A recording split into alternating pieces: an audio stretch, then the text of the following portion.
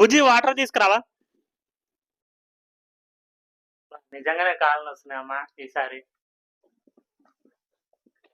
బుజ్జి రోజు ఏం జరిగింది తెలుసా? మన పక్క ఫ్లాట్ లో గ్యాస్ లీక్ అయింది. ఆ గ్యాస్ పైప్ ఉంటది కదా, అది క్రాక్ వచ్చిందంట.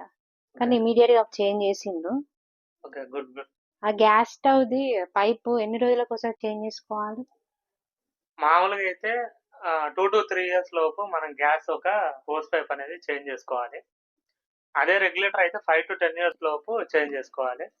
నన్ను అడిగితే ఎప్పుడైతే హోస్ పైప్ మనం చేంజ్ చేసుకుంటామో అదే టైంలో మన డీలర్ దగ్గరికి మన రెగ్యులేటర్ తీసుకొని పోయినాం అనుకో, అది డైరెక్ట్ ఎక్స్చేంజ్ చేసేస్తాడు. అరౌండ్ 50 రూపీస్ ఛార్జెస్ మాత్రం దాటుతాయి. ఎప్పుడు కూడా ఈ గ్యాస్ కాడ మనం అశ్రద్ధ వహించొద్దు, ఇమీడియట్ గా చేంజ్ చేసుకోవాలి. నాకే కాదు బుజ్జి, మన సబ్స్క్రైబర్స్ కూడా చెప్పు. నేను అందరికి చెప్తున్నాను, అందరూ 2 to 3 ఇయర్స్ లో హోస్ పైప్ రీప్లేస్మెంట్ చేసేటప్పుడు రెగ్యులేటర్ కూడా రీప్లేస్ చేస్తారు.